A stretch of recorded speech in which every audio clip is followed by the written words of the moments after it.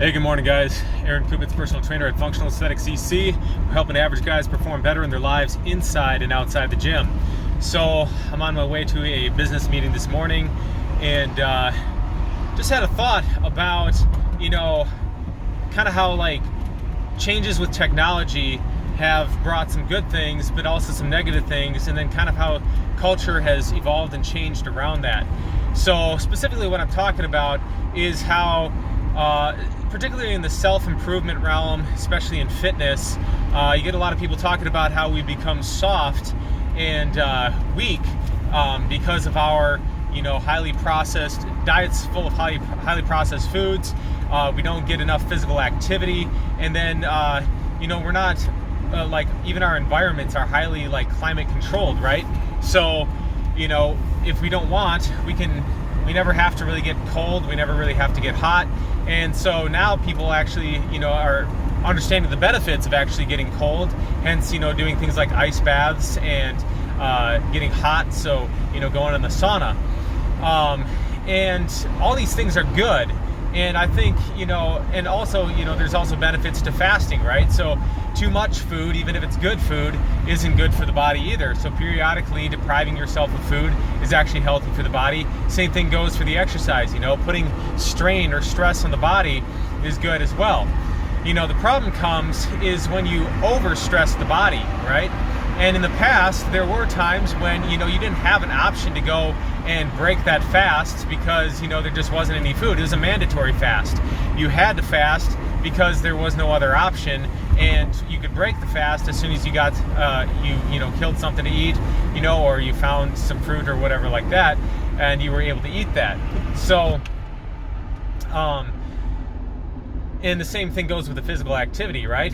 You didn't have an option to, stop working out. Oh, I don't feel like going to the gym. If you didn't do that, you didn't have a job. If you didn't do that, you didn't have, your crops didn't grow. You didn't have a shelter to live in if you didn't, chop down the trees and build that. If you're a,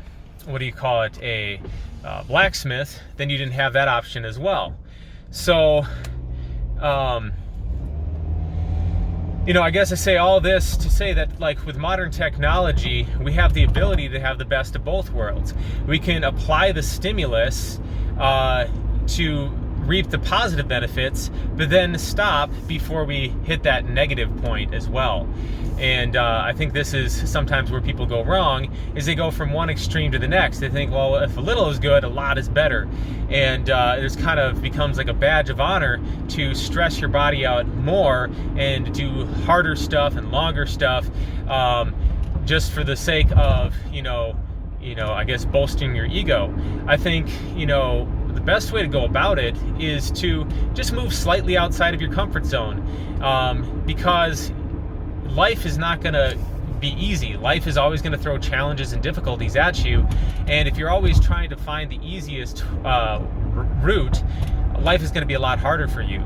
So rather than trying to find the easy route, seek to push back the barrier to what you perceive as uncomfortable, both mentally and physically, and always knowing that you can fall back on those, comforts of modern living if need be to prevent yourself from crashing and burning. So like in a fast, you're not going to starve yourself because you can break the fast whenever you want to. When you go to the gym, you can provide as much stress as is needed, and then you can also refuel the body optimally so it recovers, optimally from it, as opposed to maybe somebody, who's building the pyramids, thousands of years ago, and maybe they're a slave and so they're not getting a proper diet and they're just having to work until they keel over, right? So, I guess it all comes down to intelligent use of intensity, intelligent use of stressors on the body to optimize your health and to improve yourself and to make yourself more resilient rather than bolstering your ego. So guys, that's just my thoughts for this morning. Hopefully you found it insightful, and if you have anything additional to add, leave that in the comments below. We'll see you all next time for more health and fitness related information.